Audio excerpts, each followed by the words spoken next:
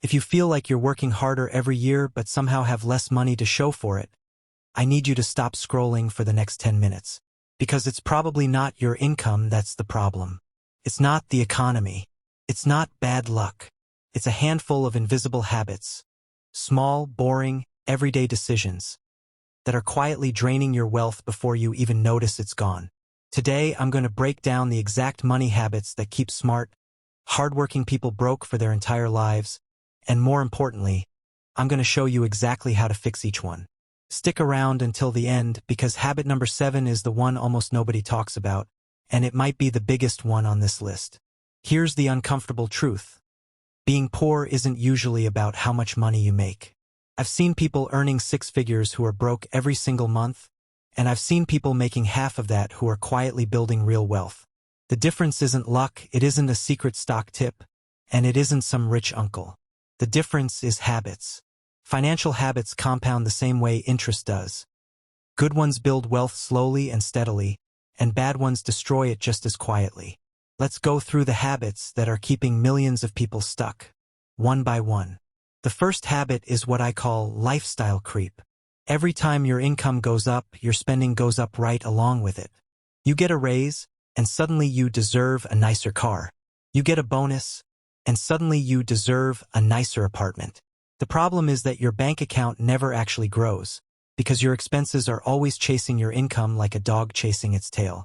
People who build wealth do the opposite. When their income rises, they keep their lifestyle roughly the same and let the gap between income and expenses grow. That gap is where wealth is built. If you don't consciously decide where a raise goes, your spending will decide for you, and it will always choose more stuff instead of more freedom. The fix. Every time your income increases, immediately move at least 50% of that increase into savings or investments before you ever see it in your checking account. Automate it so you're never tempted to just this once spend it. The second habit is flying blind. Most people who struggle financially have never actually tracked their spending for a full month. They have a vague feeling of, I don't spend that much.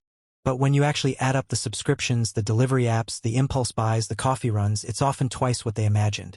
You cannot fix what you don't measure. Wealthy people, even the ones who don't call themselves budgeters, almost always have a clear picture of their numbers. They know their fixed costs, their spending categories, and their savings rate off the top of their head. The fix: track every single expense for 30 days. Not to judge yourself, just to see reality clearly. Most people find at least one category, subscriptions, food delivery, or impulse shopping, that's quietly costing them hundreds of dollars a month for very little value. The third habit is one of the most dangerous: treating available credit like it's your money. A credit limit is not income. It's a loan waiting to happen, and if you're carrying a balance month to month, you're paying 20 to 30% interest just for the privilege of spending money you don't have. That interest is a direct transfer of wealth from your pocket to the bank's pocket, every single month, forever until you pay it off.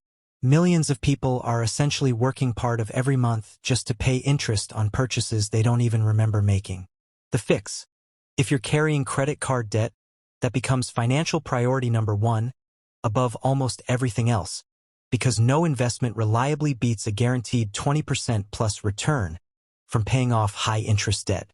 Pay more than the minimum, attack the highest interest rate first, and stop using the card until the balance is at zero. The fourth habit is operating with zero cushion. When you have no emergency fund, every unexpected expense, a car repair, a medical bill, a broken appliance, becomes a crisis. And crises get put on credit cards, which brings you right back to habit number 3. It becomes a cycle. No savings leads to debt. Debt leads to interest payments. Interest payments make it even harder to save. People with financial stability aren't necessarily richer in income. They just have a buffer that turns emergencies into minor inconveniences instead of financial disasters. The fix: build a starter emergency fund of $1,000 as fast as possible. Then grow it to cover 3 to 6 months of essential expenses. Keep it in a separate account so it's not tempting to touch for non-emergencies. The fifth habit is delay. So many people believe investing is something you do later, once you're making more money, once you're more established. But time in the market is one of the only truly irreplaceable resources in finance. A person who invests $200 a month starting at age 25 will very likely end up with more money than someone investing $500 a month starting at age 35, purely because of how many extra years compound growth had to work. Waiting doesn't make you more ready. It just makes you poorer over the long run. The fix: start investing something, even a small amount, as early as possible, even before you feel ready. Consistency and time matter more than the size of your first contribution. The sixth habit is financing things that lose value the moment you own them. Cars are the classic example. A brand new car loses a huge chunk of its value in the first year alone, and if you financed it, you're paying interest on top of that loss. Add in a 5 or 6 year loan, and you can end up paying nearly double the car's original value by the time it's worth a fraction of what you paid. The same logic applies to furniture, electronics, and other buy now, pay later purchases. You're borrowing money to own something that's actively becoming worth less every day. The fix: avoid financing anything that loses value over time whenever possible. If you must finance a car, buy well below your means, choose the shortest loan term you can afford, and consider a reliable used vehicle instead of new. And here's the one I promised you, the habit that might be the most destructive of all, because it's invisible and it's constant. Social comparison. You see friends posting vacations, new cars, renovated kitchens, and without even realizing it, your spending decisions start being shaped by what other people appear to have, not by what actually makes sense for your life. This is often called keeping up with the Joneses.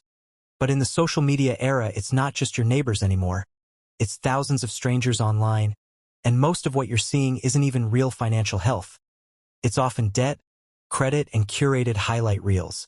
People go into debt trying to look wealthy, while people who are actually building wealth are frequently the ones who look completely unremarkable from the outside.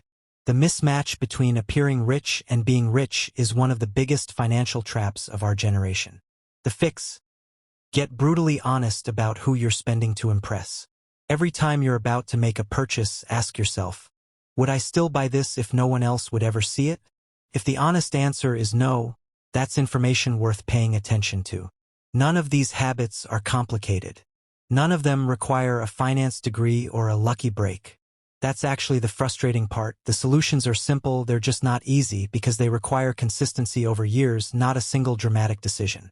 The good news is that habits compound in both directions. Just like bad habits quietly compound into a lifetime of financial stress, good habits, tracking spending, building an emergency fund, paying off high-interest debt, investing early, and spending in line with your actual values instead of comparison, compound into real, lasting wealth. You don't need to fix everything today. Pick one habit from this list, the one that hit closest to home, and start there this week. If this video helped you see your money differently, hit subscribe because every week I break down exactly how people build real wealth without needing a massive income. Drop a comment and tell me which habit on this list you're guilty of. I read every single one, and honestly, most of us are guilty of at least 3.